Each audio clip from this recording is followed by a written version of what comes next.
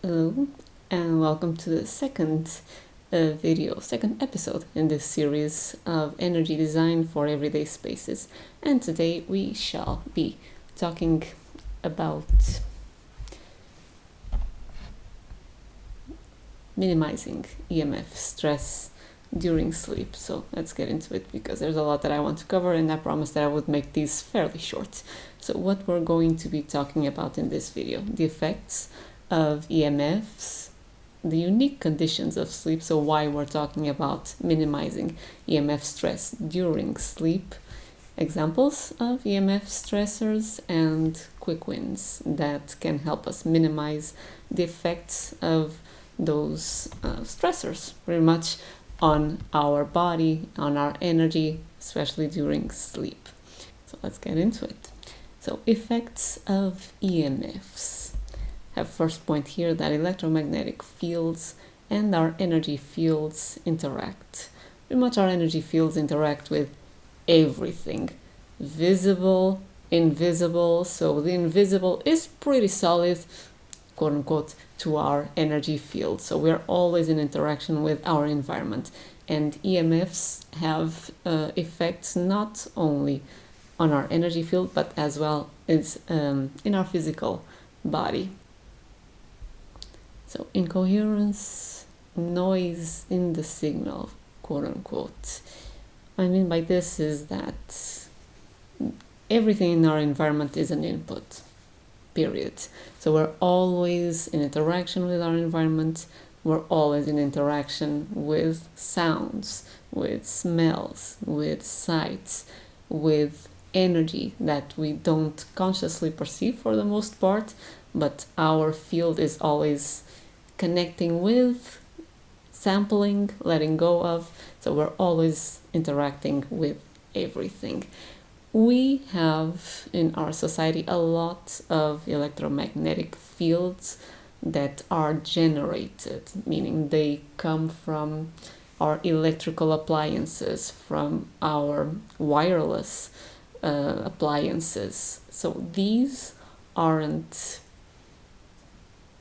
nature-made electromagnetic fields, which means we weren't really built to navigate them and use them to our favor. So these fields tend to have more of an erratic nature and incoherent nature, which is what creates that sort of noise in the field. And as our fields interact with our electromagnetic fields around us, it sort of can create a sort of static. I don't know if you're old enough to remember this. I am.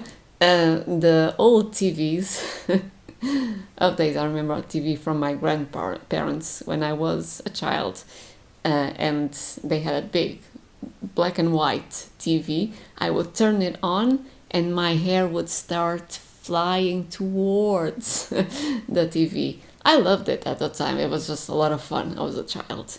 But that is static. That's an electromagnetic field that's interacting with the field, the static, the energy of my hair, and it was pulling it up. Thing is, we have a lot of these around us, so we end up kind of picking up that static from the things around us, and that's not too much of an issue during the day, so don't really stress about it, because stress doesn't help, because we move around, we discharge, we have fresh air, we have sunlight, even things that we have emotions, joyful emotions, even anger. Everything starts moving that energy from our field. Showers, water moves it as well, but this is still a fact. It happens. So we start to gather noise from the EMFs in our environment. And if we don't clear them, if we don't discharge them, and if we are exposed to a lot of them, it can create this restlessness, anxiety, stress, and then it starts creating tension, which then starts creating physical imbalances as well. And this is a fascinating one that I didn't know until I studied biogeometry. Electromagnetic fields, stressors create dehydration. So You might actually have noticed this, that if you are in front of a screen, or if you are interacting with your phone a lot, if you're on the phone a lot, there's a sense of heat that starts to be noticed in the body, and that is an actual physiological heat that creates dehydration. So whenever we are on top of phones and laptops, on top, quote unquote, of course, we do well to actually start hydrating more, because at least that we can start to mitigate as we use our appliances. And why during sleep? Minimizing EMFs, stressors during sleep, because this during sleep is the most time that we spend in one location. Whether you sleep in a bed, whether you sleep on a sofa, whether you sleep on a tatami on the floor, this will be the most time that you spend likely in one location and in a similar position. So the environment that you're in, it's like a fish in a fish tank instead of a fish in the water meaning the ocean, vast ocean. That environment is going to be affecting you much more than the other environments that you move around in the world. And there's also this. At night, our body primes itself for rest. So our field starts to unwind, starts to relax, starts to open. If you imagine you're busy during the day, happy going about it, doing your things, running your errands, working, exercising, doing whatever you want. A lot of movement, a lot of different places. Then imagine that at night you retire. It's like going to a spa.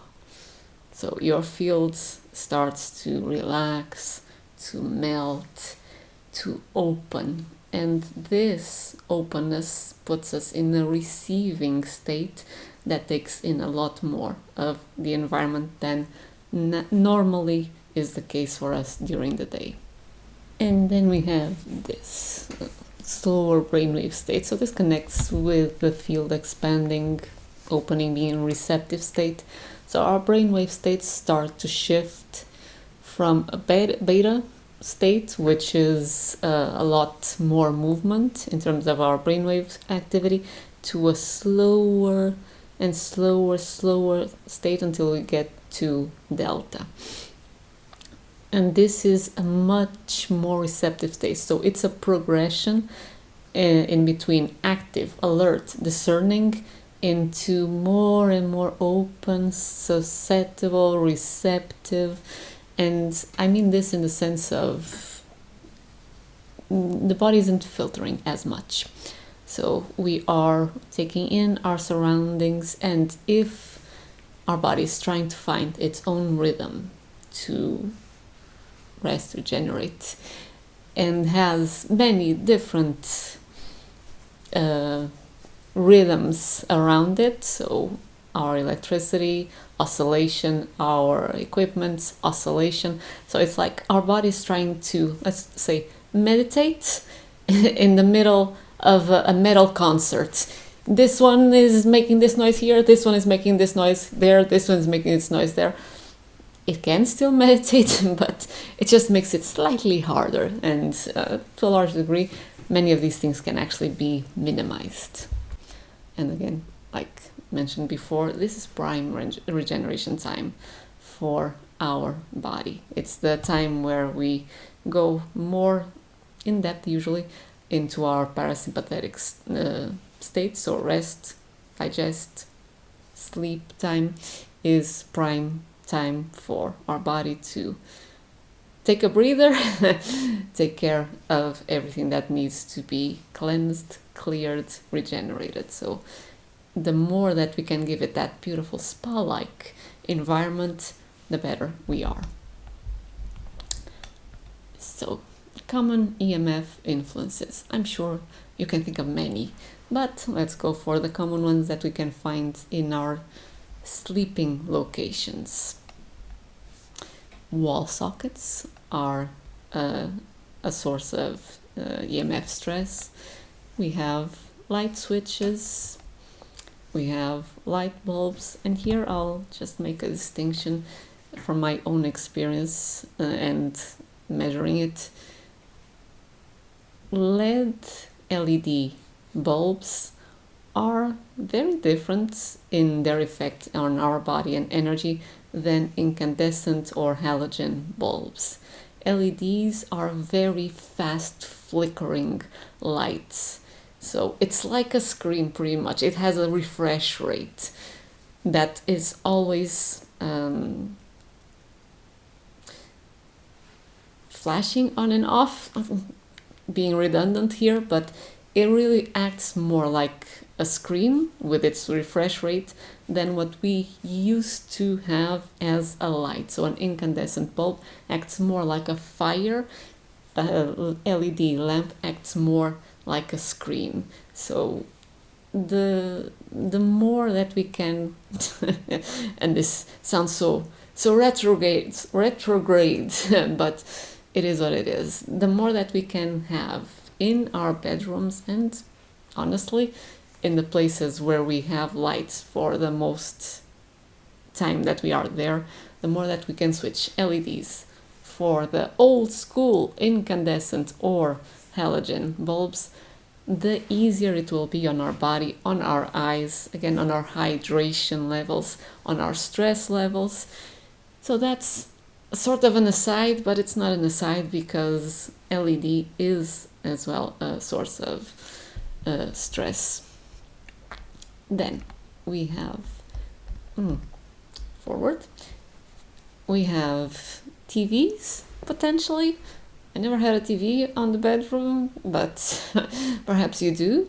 And it also is a source of EMFs. We have smart devices like smart speakers, perhaps baby monitors, something like that. And then we have the MacDaddy of them all. We have the smart wearables and potentially laptops, and I'm going to say almost for sure smartphones.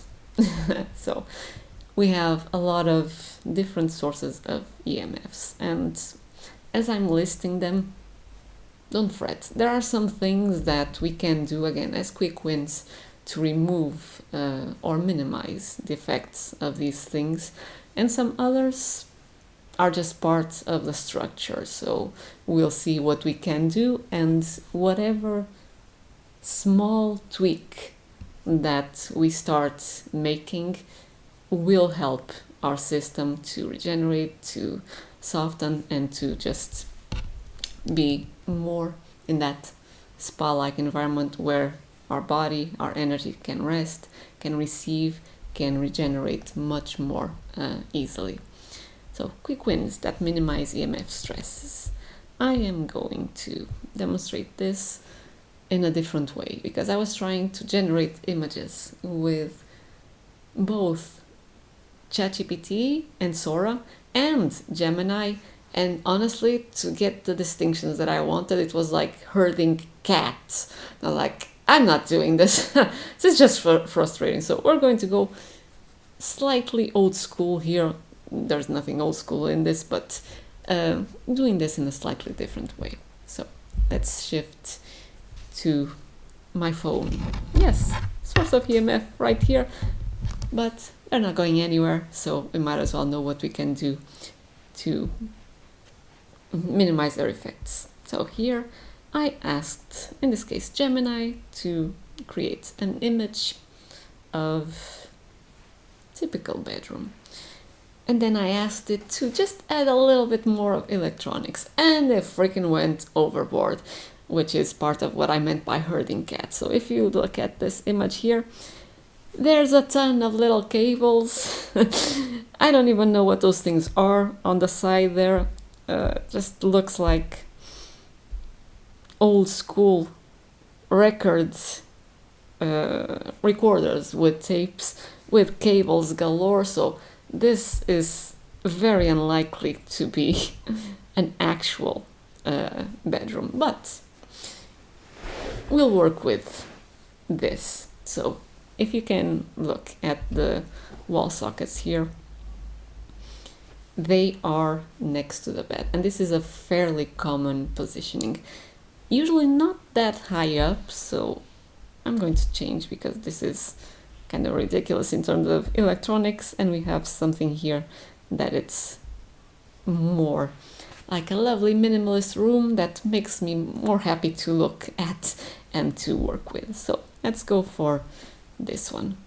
We still have the wall sockets, and from my measurements, wall sockets, they're broadcasting EMFs has sort of a radius, so it will be something like 30 centimeters, so about 12 inches. So this will be the influence of the wall socket in terms of what I measured myself with biogeometry tools.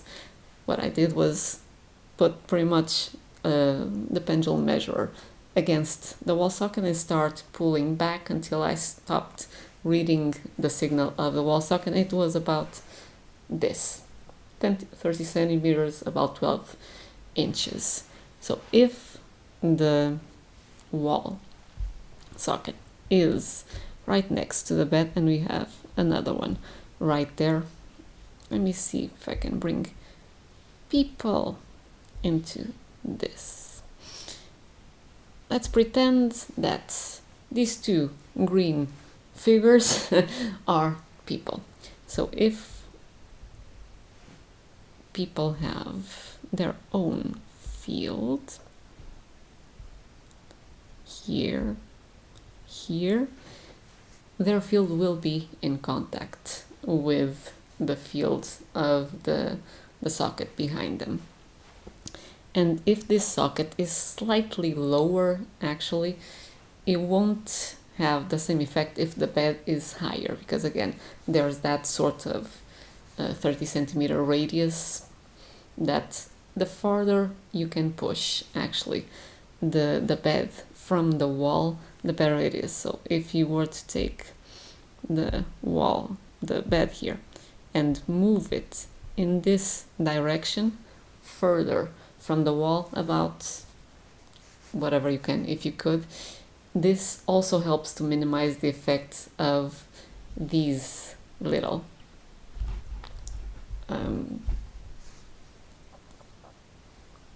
wall sockets, not so little, but of their field on you. So that's one. But then we also have here electronics.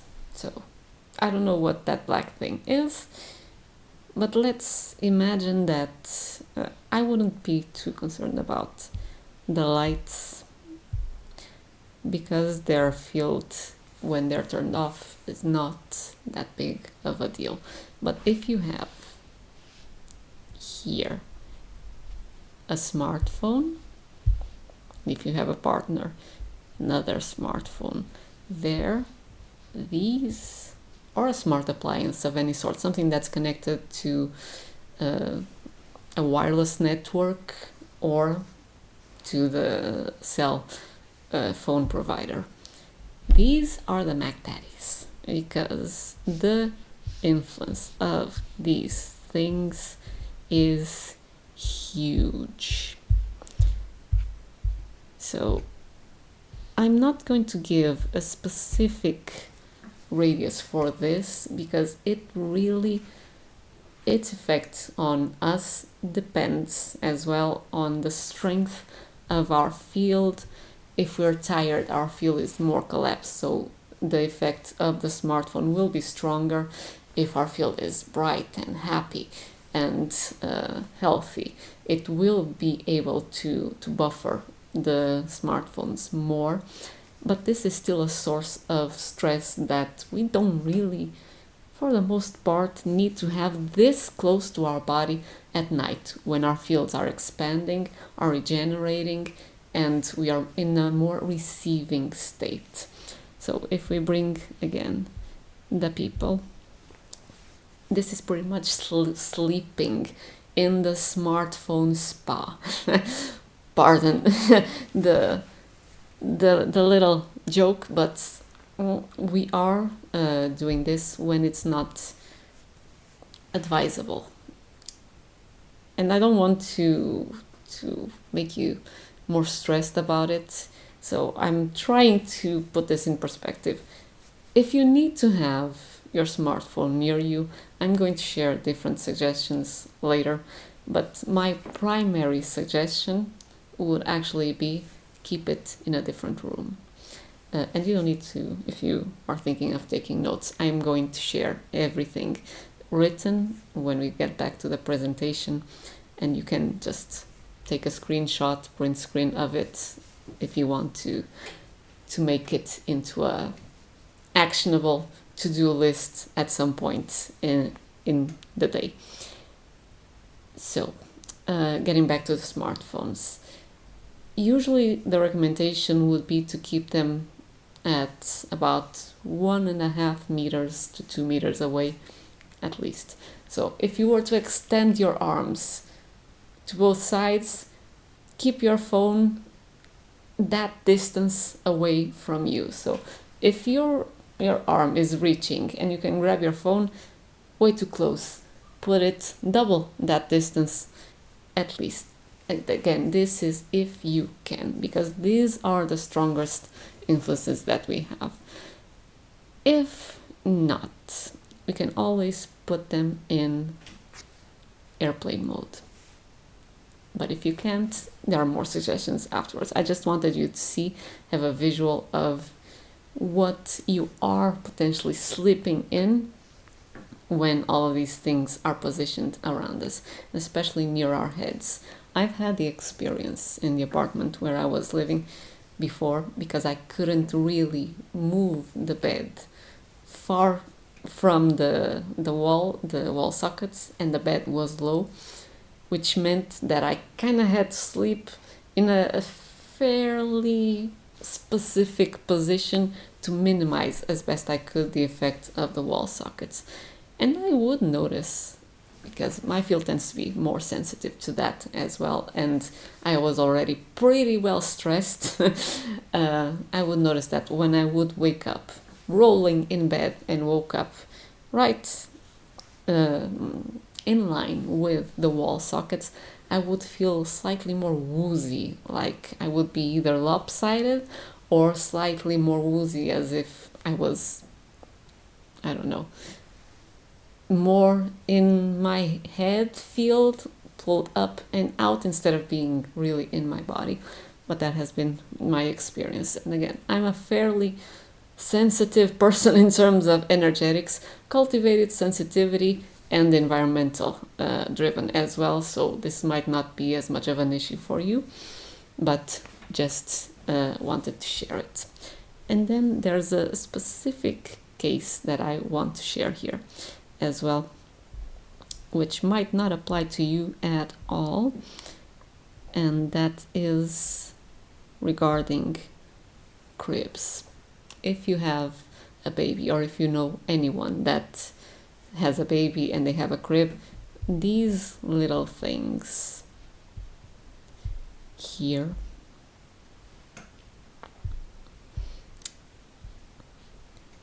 baby monitors, they are powerful broadcasters as well. So the positioning that the baby monitor is in this picture is among the worst that can actually happen, because this is like having a smartphone right on top of a baby. So everything that we are going to talk about here for smartphones applies to these little things, from the any sort of what's the name of these things again? Monitors, yes, baby monitors, keeping them as far away as possible while still maintaining their functionality, meaning they can still monitor the baby. But on the crib, this is tricky. Children and babies, their fields are even more susceptible because they're still very open. Their nervous system is still forming. Their energies are very, very open. They are in a very rapid growing phase. So the less interference they have from electromagnetic fields, the better. So everything that I'll continue to share here now that we're going to move to the suggestions is even more important in children's rooms, adolescents as well, of course, and especially these types of configurations in parents' rooms that have baby cribs there as well. So let us get back to our presentation. So regarding more quick wins, a recap. So now we're going to enter the full suggestion land.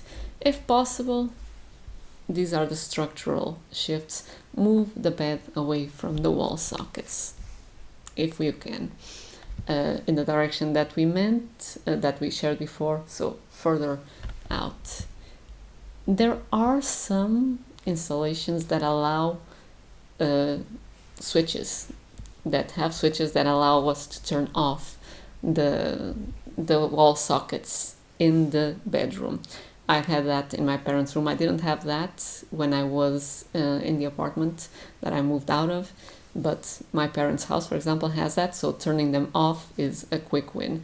So the influence is less than what I measured, but it's still there. So moving the bed, still a good idea. Then we can also move nightstands away from the bed if you need to keep some electronics there. Moving the nightstands away can be another thing that creates a little bit more of breathing room to you.